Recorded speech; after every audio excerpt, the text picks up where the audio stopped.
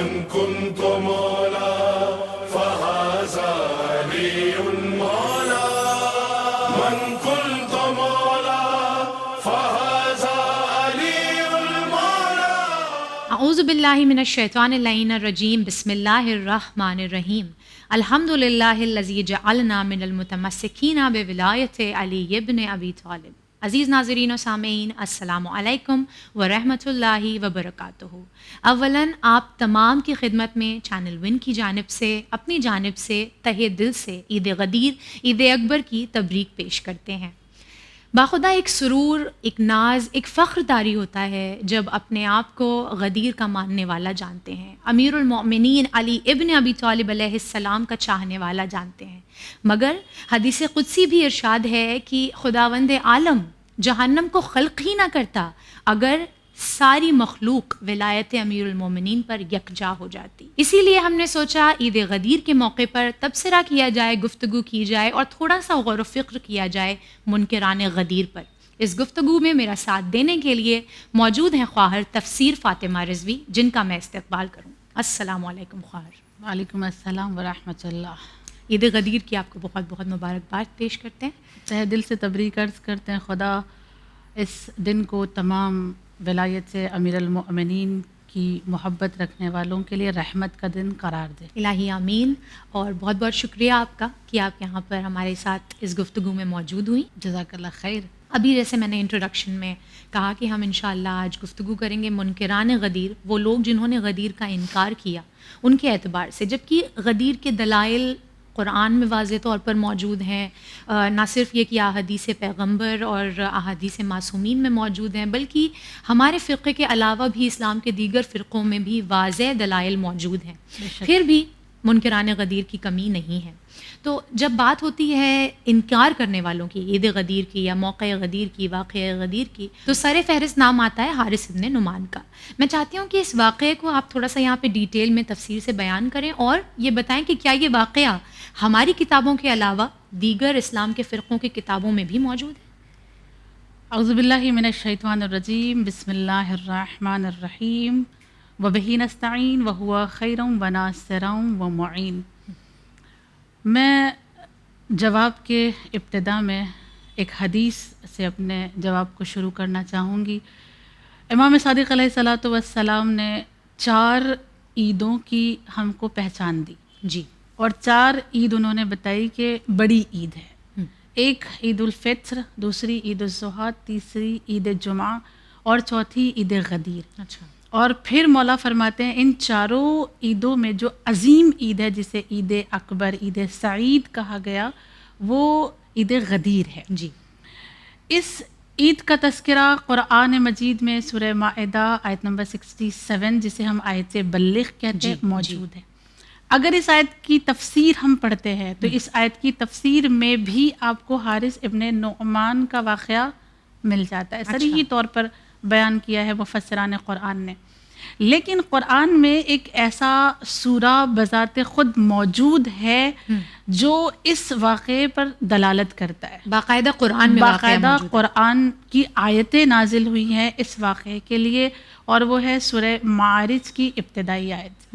پروردگار عالم سورہ معارج کی ابتدائی آیت نمبر 1، 2 اور 3 میں عرض کرتا ہے سأل سائل بعذاب واقع للکافرین لیس لہ دافع، کہ سوال کرنے والے نے سوال کیا اور اسے دیا گیا.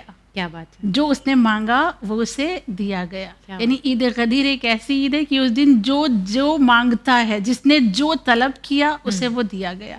یہ ایک ایسا مسئلہ ہے کہ اللہ یہ کہہ رہا ہے للکافرین لیس لہ دافع، اور جب اللہ عذاب نازل کر رہا ہے، جس نے جو مانگا ہے اس کو جو دیا جا رہا ہے، کافر اس کی مدد نہیں کر سکتا. یعنی جو عذاب منکر پہ آ رہا ہے، اس عذاب کے خلاف کوئی بھی کافر اس کی مدد نہیں کر پائے گا. یہ جب اس کی تفسیر پڑھی گئی، اس کی شان نزول پڑھی گئی سورہ معارج کی ابتدائی آیات کی، تو پتہ چلا یہ آیات حارث ابن نعمان فہری کے لیے ہے. یہ وہی ہے کہ جس نے نبی کریم کے غدیر کے اعلان کے بعد، وہ اعلان جسے ہم اور آپ فخر سے کہتے ہیں من کنت مولا فہذا علی مولا، اس اعلان کے بعد جب ساری باتیں ہو گئیں، تفصیلی واقعہ ہے، میں آپ کو خدمت میں بڑی جلدی میں عرض کروں کہ سارے واقعے کیونکہ ہمیں یاد ہے نا. جی بالکل. جب یہ اعلان ہو چکا، حارث آتا ہے قریب نبی کے، اور نبی کے قریب آنے کے بعد کہتا ہے یا نبی اللہ، آپ نے ہمیں نماز دی، ہم نے قبول کر لیا. آپ نے ہم سے کہا کہ آپ اللہ کے رسول ہیں، ہم نے مان لیا. آپ نے حج کرنے کے لیے کہا، ہم نے حج بھی کیا. آپ نے زکوٰۃ دینے کو کہا، ہم نے زکوٰۃ بھی ادا کر دیا. اور اب آپ اپنے بھائی کو اپنا جانشین بنا رہے ہیں. یعنی مسئلہ رشتہ داری پر آ کے رکا کہ اب آپ اپنے بھائی کو اپنا جانشین بنا رہے ہیں، ہم کیسے قبول کر لیں؟ اب میرا یہ سوال ہے کہ اگر آپ نے یہ اعلان اپنی جانب سے کیا ہے جی تو خدا آپ پر عذاب نازل کرے، اور اگر یہ اعلان اللہ کی طرف سے ہے تو خدا مجھ پر پتھر نازل کرے، مجھ پر عذاب نازل کرے. تاریخ کہتی ہے کہ نبی کریم نے کہا بخدا، یعنی قسم ہے مجھے اس خدا کی جس کے قبضے میں میری جان ہے، یہ اعلان میں نے اللہ کی جانب سے کیا ہے، مجھے حکم ہوا ہے اللہ کی طرف سے، یہ میری طرف سے اعلان نہیں کیا گیا ہے. مگر اس نے انکار کیا، اور انکار کر کے جب وہ پلٹا ہے تو اب تاریخ نے کہا کہ ابھی وہ اپنے شتر تک بھی نہیں پہنچا تھا، اپنے اونٹ تک بھی وہ نہیں پہنچا تھا کہ آسمان سے اس پر عذاب نازل ہوا جو پتھر کی شکل میں تھا اور اس کے سر پر آ کے گرا، اس کے سر کے ٹکڑے ہوئے. بہرحال یہ تفصیلی واقعہ موجود ہے سورہ معارج. اور پھر اسی موقع پر اللہ نے کہا سأل سائل بعذاب واقع، سوال کرنے والے نے سوال کیا اور اسے عطا کیا گیا، اسے وہ دیا گیا. اب سوال آپ کا ہے کہ کیا یہ واقعہ اور بھی کتابوں میں موجود ہے؟ علامہ امینی صاحب الغدیر، الغدیر کو لکھنے والے 35 برس، ایک روایت کہتی 40 برس انہوں نے محنت کی الغدیر لکھنے میں. اور اس کتاب میں انہوں نے تقریباً 30 علماء کا نام لکھا ہے، اہل تسنن کے 30 علماء سے اس روایت کو نقل کیا ہے، جس میں سے میں آپ کے سامنے 5 کا حوالہ یہاں پہ دے دوں تاکہ لوگوں کے دلوں میں تھوڑا سا اطمینان ہو. پہلا حوالہ انہوں نے دیا محمد زرندی کا، ان کی کتاب ہے سراج المنیر، یہ اہل تسنن کی کتاب ہے. دوسرا شمس الدین شافعی شرح جامع الصغیر، تیسرا سیوطی تفسیر غریب القرآن، چوتھا ہے حافظ ابو عبید حروی تفسیر الشفاء الصدور، اور 5واں ہے آلوسی تفسیر روح المعانی. یہ تمام کتابیں جو موجود رکھتی ہیں اپنے اندر یہ روایت کو، اور علامہ امینی نے ان تمام روایات کو ان کی کتابوں سے الغدیر میں نقل کیا ہے. یہ بات ہوئی حارث ابن نعمان کی، جس نے واضح طور پر وہیں اپنی منافقت کا اور اپنے بغض علی کا اعلان کر دیا، اور پھر وہیں پر اپنی سزا بھی وہ پا گیا. مگر تاریخ ہمیں بتاتی ہے کہ مولائے غدیر کی وہاں پر امامت کا اور ان کی لیڈرشپ کا اعتراف کرنے والے بہت سے لوگ موجود تھے، جنہوں نے وہاں ان کو مبارکباد بھی دی، اعتراف بھی کیا، زبان سے اس کا یوں کہا جائے کہ ایکسیپٹنس بھی دکھایا. لیکن لوٹنے کے بعد تاریخ کی جو شکل ہے وہ کچھ بدل گئی. ہم نے دیکھا امیر المومنین کو وہ عہدہ جو ان کا حق تھا وہ نہیں مل پایا. تو وہ لوگ جنہوں نے غدیر کے میدان میں تو اعتراف کیا مگر بعد میں اس اعتراف سے مکر گئے، پیچھے ہٹ گئے، وعدہ خلافی دکھائی، ان لوگوں کا کیا حشر تاریخ بتاتی ہے ہمیں؟ بات کی ابتدا یہاں سے کی جائے کہ نہ صرف یہ کہ انکار کیا بلکہ اقرار کرنے والوں کے سامنے ساکت رہے، خاموشی اختیار کی. اور جن لوگوں نے امیر المؤمنین کے بار بار کہنے پر کہ گواہ بنو خاموشی اختیار کی، مولا نے ان سے نفرین کا اظہار بھی کیا. تاریخ یہاں تک کہتی ہے کہ اظہار نفرین مولا نے ان سے کیا، اور جب مولا نے اظہار نفرین کیا تو پھر ان پر پروردگار عالم کی طرف سے سزا باقاعدہ طور پہ تاریخ میں لکھی گئی ہے کہ ان کو سزا بھی ملی. جس میں سے سب سے پہلا اگر میں کتاب حلیۃ الاولیاء جلد نمبر 5 صفحہ نمبر 26 سے بیان کروں تو کہتے ہیں، یہ روایت نقل کی گئی ہے عمیرہ ابن سعد سے. وہ کہتا ہے کہ مولا نے لوگوں کو جمع کیا، ممبر پر گئے، ممبر پر جا کر سوال کیا، کیا تم لوگ نہیں تھے، کیا تم نے نہیں سنا تھا غدیر میں جب میرے چچا زاد نے یا میرے حبیب نے، اللہ کے حبیب نے، رسول اللہ نے مجھے بلند کر کے، میرے ہاتھوں کو بلند کر کے من کنت مولا فہذا علی مولا کا نعرہ بلند کیا تھا، کیا تم نے یہ بات نہیں سنی ہے؟ کہتے ہیں 12 افراد کھڑے ہوئے وہاں پر، اور انہی میں سے درمیان میں بیٹھا ہوا تھا ایک انس ابن مالک. انس ابن مالک وہ تھا جس کو یہ سارے واقعات معلوم تھے. انس ابن مالک نے خاموشی اختیار کی، اور مولا جانتے تھے کہ غدیر کے واقعے کو یہ جانتا ہے، لیکن وہ خاموش رہا. جب وہ خاموش رہا تو مولا نے ایک سوال پوچھا، انس خاموشی کی کیا وجہ ہے؟ ایسی کون سی چیز ہے جو تجھے گواہی دینے پہ روک رہی ہے؟ انس نے جواب دیا، مولا کیا کروں، بوڑھا ہو گیا ہوں، حافظہ کمزور ہو گیا، اب مجھے کچھ یاد نہیں ہے. مولا نے اظہار نفرین کیا، اور یہ کہنے کے بعد وہ وہاں سے چلا گیا. خود انس یہ کہتا ہے کہ میری خاموشی جو میں نے گواہ ہی نہیں دی، میں گواہ نہیں بنا غدیر کے لیے، اور مولا نے اظہار نفرین کیا، ان کو درد ہوا، مولا اداس ہوئے. اس وجہ سے پروردگار عالم نے مجھ پر جو عذاب نازل کیا وہ ہے برس، یعنی میرے پورے بدن پہ سفید داغ ہو گئے تھے. اور جو میں نے کہا تھا کہ مجھے یاد نہیں ہے، میرا حافظہ کمزور ہو گیا، تو پھر میرا حافظہ اتنا کمزور ہو گیا تھا کہ بعض اوقات میں امامہ لگانا بھی بھول جاتا تھا، اور لوگ مجھے یاد دلاتے تھے کہ تیرے سر پہ امامہ نہیں.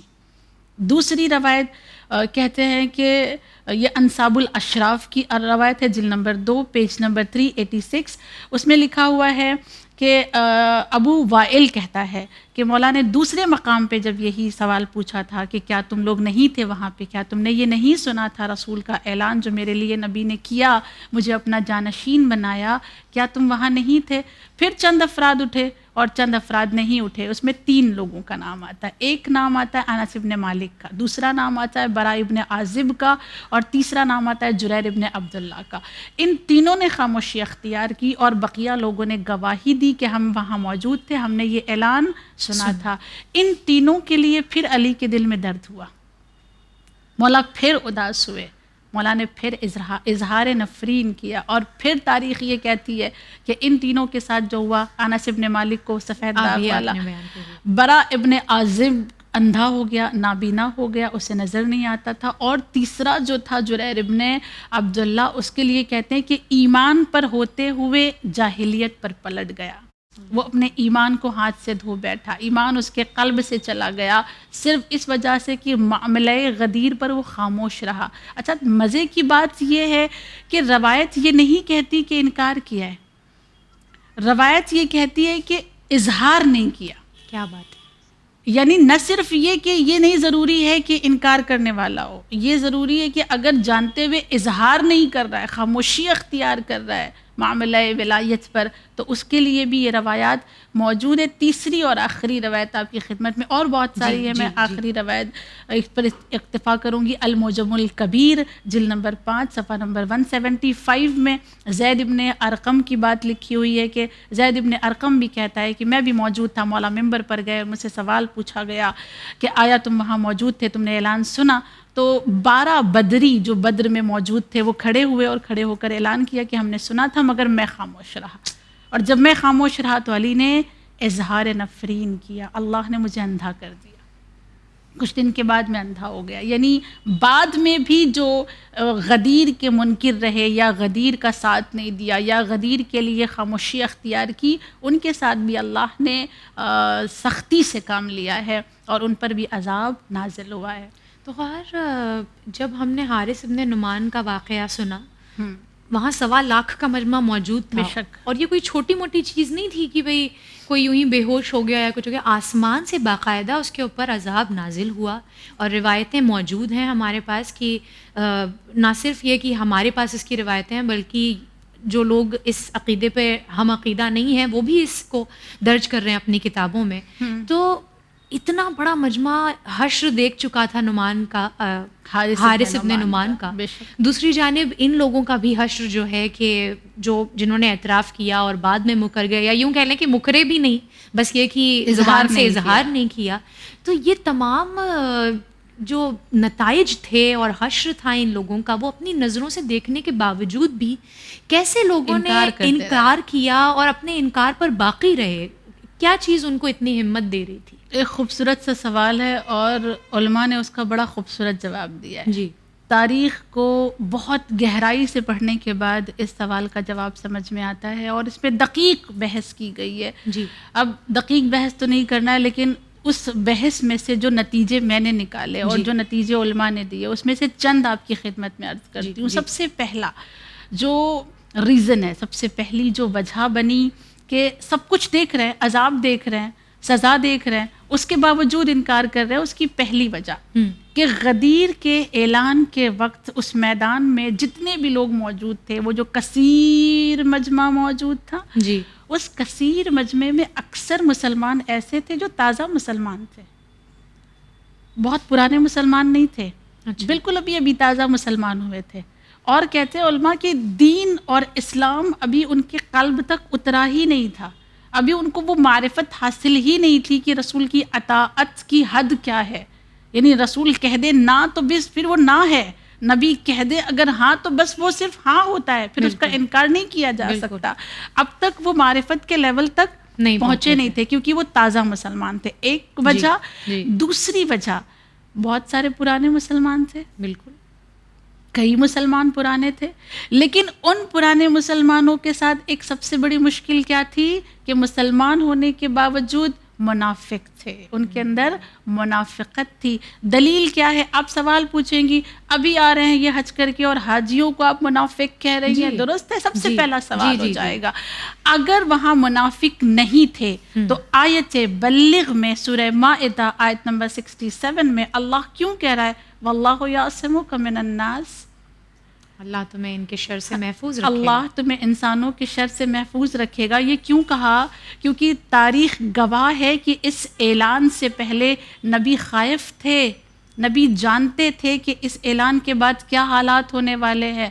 لہٰذا اللہ نے کہا واللہ یعصمک من الناس، اے میرے حبیب تم اعلان کرو اللہ تمہیں ان کے شر سے، انسانوں کے شر سے محفوظ رکھے گا. قرآن کی آیت دلیل ہے کہ وہاں پر منافقین موجود تھے. اور ایک ہی نہیں بلکہ تمام سورہ آل عمران، سورہ نساء، سورہ مائدہ، سورہ انفال، سورہ عنکبوت، سورہ توبہ، سورہ فتح، سورہ حدید، سورہ حشر، سورہ منافقون، یہ ساری سورہ اس بات کی دلالت کرتی ہے کہ مسلمانوں کے اندر منافقین کیا بات ہے، بہت موجود تھے. درست ہے؟ دوسری وجہ.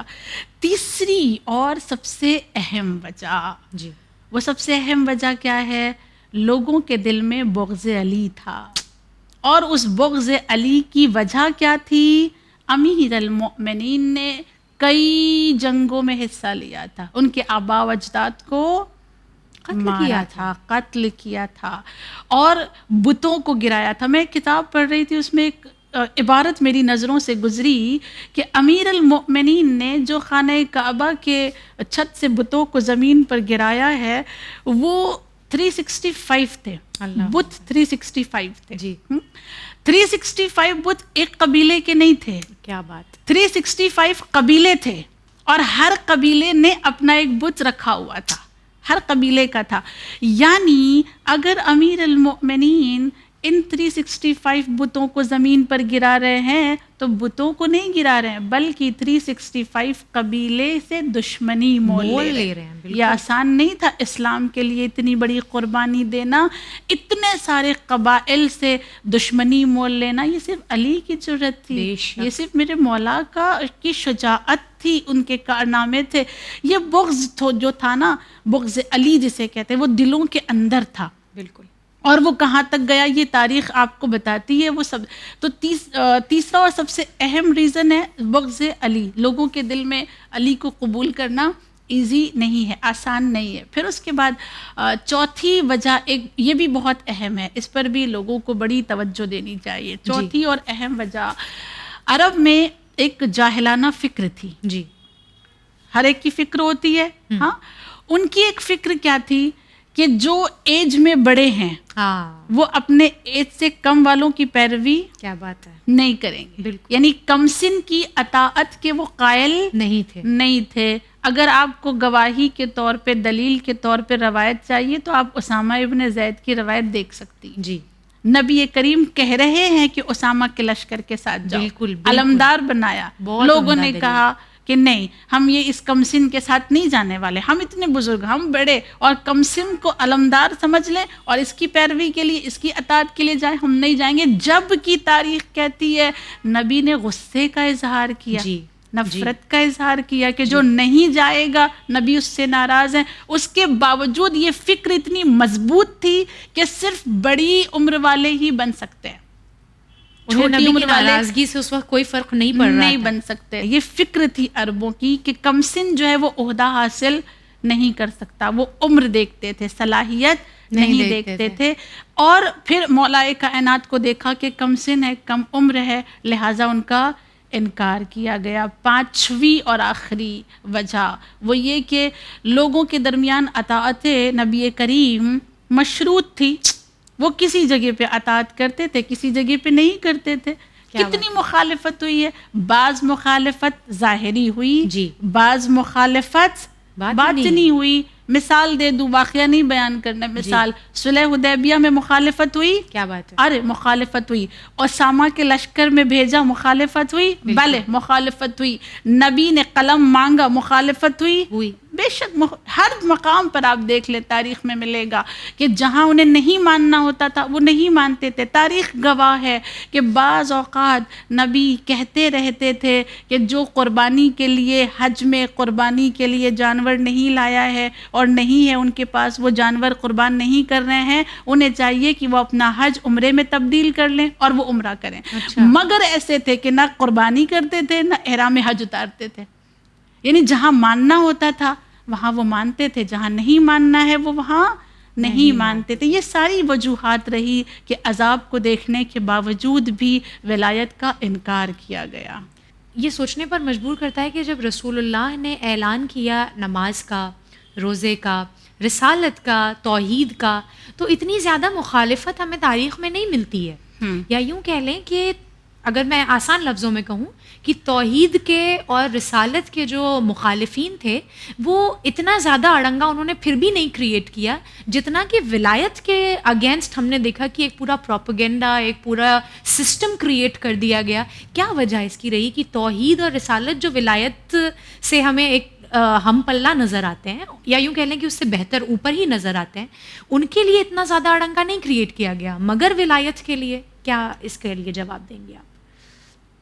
علماء کے جواب بھی موجود ہیں, جی, مفسرین کے جواب بھی موجود ہیں, مگر میں چاہوں گی کہ اس کا جواب خطبہ فدق سے لیا جائے. جی, شہزادی کونین نے خود دربار میں کھڑے ہو کر جو خطبہ دیا ہے اس خطبے میں اس کی وجہ بتائی ہے کہ کیوں ولایت کا انکار کیا گیا, آخر کیوں امیر المؤمنین کو ان کا عہدہ جو غدیر میں ملا تھا اس سے ہٹایا گیا یا ان کا وہ عہدہ انہیں نہیں دیا گیا.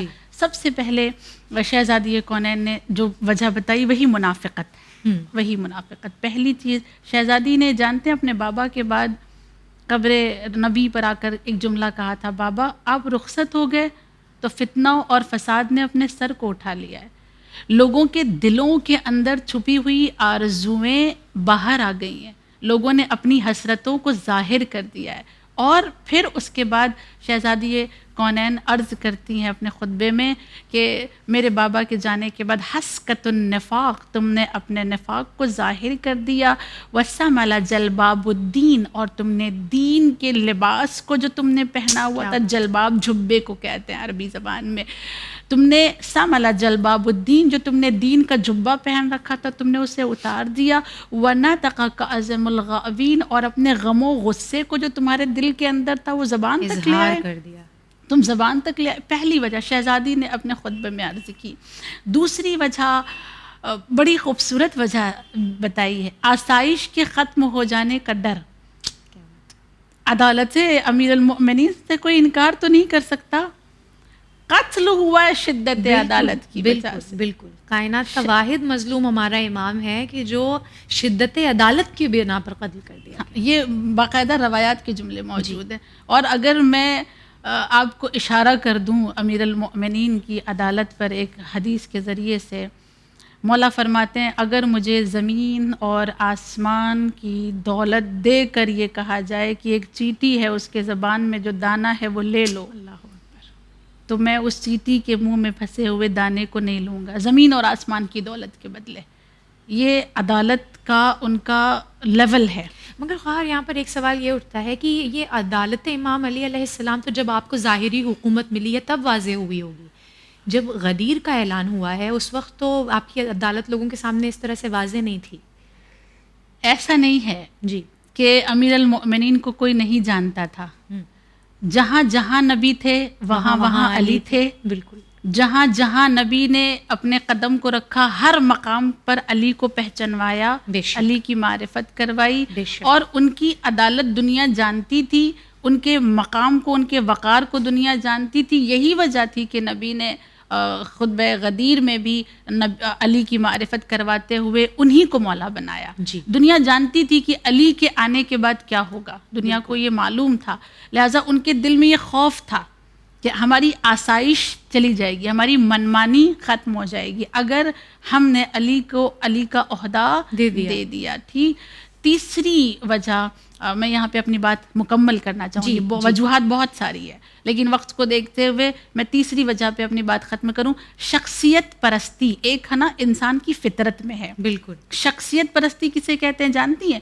شخصیت پرستی اسے کہتے ہیں کہ ہر انسان کی فطرت میں ہے کہ وہ کسی کی تقلید کرے. جی. وہ کسی کو اپنا آئیڈیل سمجھے, کوئی ایک ایسی ہستی ہوتی, کوئی ایسی شخصیت ہوتی ہے جس کو وہ اپنا سب کچھ سمجھتا ہے. جی بالکل. بچپن میں ماں باپ کو سب کچھ سمجھتے ہیں, تھوڑے سے بڑے ہوتے ہیں تو استاد کو سمجھنے لگتے ہیں, پھر کچھ لوگوں نے علماء کو اپنا آئیڈیل بنایا, کچھ لوگوں نے قوم کے رفقا کو رؤسا کو اپنا آئیڈیل بنایا, جو رئیس لوگ ہیں ان کو اپنا, بہت سارے لوگ جانے انجانے ہم کسی نہ کسی کو اپنا آئیڈیل بنائے ہوتے ہیں. یہ انسان کی فطرت ہے کہ شخصیت پرستی. اگر وہ شخصیت جن کو مانا جا رہا ہے, جن کو آئیڈیل بنایا جا رہا ہے, ٹھیک, اگر وہ صحیح ہے اور وہ صحیح ہدایت کر رہا ہے تب تو بات ٹھیک ہے. لیکن اگر شخصیت کے اندر خود پسندی آ جائے, کیا بات, تو پھر معاشرہ ایک مقام پہ رہ نہیں سکتا. کیا بات.